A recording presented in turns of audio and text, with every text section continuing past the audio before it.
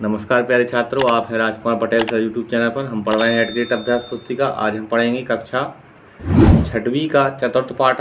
संस्कृत विषय की यह पुस्तक है। वर्ष 2024-25 नए सत्र की है पुस्तक और इसमें हम चतुर्थ पाठ संख्या बोधः इसके प्रश्नोत्तरों को करेंगे। उसके पहले यहाँ एक सामान्य जानकारी दी है। यहाँ देखें आप, संस्कृत भाषायाम एकतः 4 पर्यंतम संख्या त्रिषु लिंगेषु भिन्ना भवन्ति। इसका अर्थ है संस्कृत भाषा में 1 से 4 तक की जो संख्याएं हैं वो तीनों लिंगों में अलग अलग होती हैं। देखें यहाँ इनमें संख्या दी है 1 2 3 4, तो पुल्लिंग, स्त्रीलिंग, नपुंसकलिंग। एक के लिए पुल्लिंग में एकः, स्त्रीलिंग में एका और नपुंसकलिंग में एकम। 2 के लिए द्वौ, पुल्लिंग में द्वौ, स्त्रीलिंग में द्वे और नपुंसकलिंग में भी द्वे। 3 के लिए पुल्लिंग में त्रयः, स्त्रीलिंग में त्रिस्त्रः और नपुंसकलिंग में त्रीणि। 4 के लिए चत्वारः, पुल्लिंग में, चतस्त्रः स्त्रीलिंग में और चत्वारि नपुंसकलिंग में। 5 से लेकर आगे तक की जो संख्याएं हैं वो तीनों लिंगों में एक समान होती हैं। आप यहाँ देखें, एकः अश्वः यानी एक घोड़ा, यहाँ पुल्लिंग वाली संख्या है। द्वौ गजौ यानी 2 हाथी, त्रयः देवा यानी 3 देव, चत्वारः वेदा यानी 4 वेद, पंच पांडवा यानी 5 पांडव, षट् सुका यानी 6 तोते, सप्त ऋषिया यानी 7 ऋषि, अष्ट सैनिका यानी 8 सैनिक, नव मूषका यानी 9 चूहे और 10 वानरः यानी 10 बंदर। आगे इसी प्रकार से आप यहाँ देखेंगे।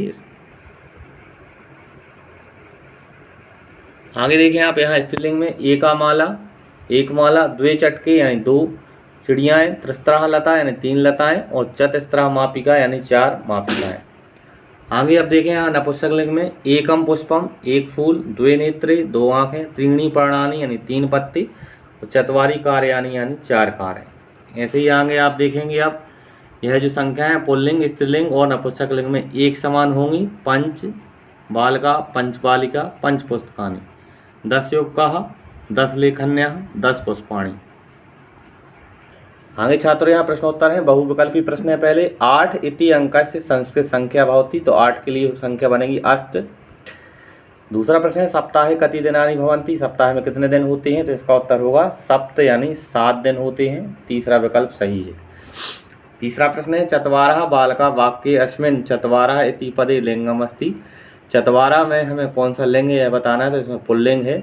बी ऑप्शन इसका सही है। चौथा प्रश्न है माला इति पदस्य हेतु उचितम संख्या पदम अस्ति, माला इस शब्द के लिए उचित संख्या पद बताना है, तो माला के लिए बनेगा तिस्त्रः। माला जो शब्द है वो स्त्रीलिंग का है और स्त्रीलिंग में तिस्त्रः यानी 3।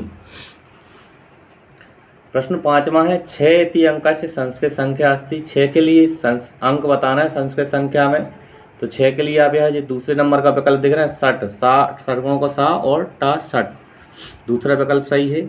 आगे देखें गणनाम कृत्वा संस्कृत संख्येषु रिक्त स्थानम पूर्यत, गणना करके हमें रिक्त स्थानों की पूर्ति करनी है। यहाँ चित्र में आपको थोड़ा थोड़ा धुंधला दिख रहा होगा। यहाँ 2 पुस्तकें हैं तो हमने लिखा है यहाँ द्वे, 3 आम है तो लिखे हमने त्रीणि, 6 गेंदें हैं कंदुकेन तो यहाँ लिखा हमने 60, 1 माला है तो एका और 5 स्टार है तो हमने लिखा यहाँ पंच। आगे है एक पदेन उत्तरम लिखा, तो एक पद में उत्तर लिखना है। कति बालकौ स्तः, तो इसमें लिखेंगे हम 2। 12वां प्रश्न है कति माला सन्ति, कितनी माला है, इसका में लिखेंगे हम तिस्त्रः।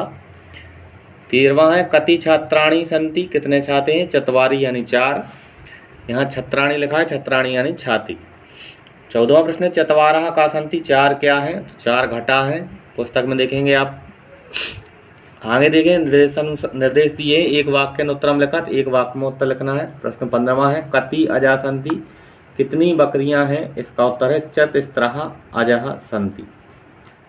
16वां है कति कंदुकानि सन्ति, कितनी गेंदें हैं, इसका उत्तर है त्रीणि कंदुकानि सन्ति, 3 गेंदें हैं।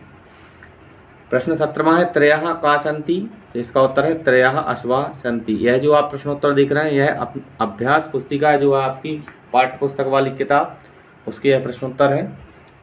आगे देखें 18वां प्रश्न कति दाड़ीमानि सन्ति, इसका उत्तर होगा 8 दाड़ीमानि सन्ति। आगे दीर्घोत्तरीय प्रश्न है। प्रश्न 19वां है लिंगानाम अनुसारम प्रथमतः चतुर्थ पर्यंतम संख्या लिखत, लिंग के अनुसार ये प्रथम से लेकर 4 तक की संख्याएं आपको लिखनी है। पुल्लिंग, स्त्रीलिंगी, नपुंसकलिंगी। पुल्लिंग में एकः यानी एक, द्वौ यानी दो, त्रयः यानी तीन, चत्वारः यानी चार। स्त्रीलिंग में एकः यानी एक, द्वे यानी दो, त्रिस्रः यानी तीन, चतुस्रः यानी चार। एकम यानी एक, नपुंसकलिंग की है ये, द्वे यानी दो, त्रीणि यानी तीन, चत्वारि यानी चार। आगे देखें आप प्रश्न क्रमांक 20वां है, प्रथमतः 10 पर्यंतम वस्तूनाम प्राणीनाम सहितम संस्कृते संख्या लिखत। प्रथम से लेकर 10 तक की आपको वस्तुओं के नाम, प्राणियों के नाम संख्या सहित लिखना है। तो आप यहाँ देखें, एकः वृक्ष, फिर हमने यहाँ 2 नंबर डाल दिया, 2, 3, 4, 5 और 6, 7, 8, 9, 10। यहाँ नंबर में थोड़ा मिस्टेक हो गया है, आप देखेंगी। द्वौ बालकौ, त्रयः अश्वः, चत्वारः घटः, पंच कुक्कुरः, षट् कपोतः, सप्त शुकः, अष्ट मूषकः, नव मृगः और 10 मयूरः। इस तरह से प्यारे छात्रों, इस वीडियो के माध्यम से हमने चतुर्थ पाठ संख्या बोध के प्रश्नोत्तरों को हमने पूरा किया। इसी तरह से आगे के पाठ के वीडियो के लिए आप हमारे चैनल को सब्सक्राइब करें, वीडियो को लाइक करें। धन्यवाद। जय हिंद। वंदे मातरम।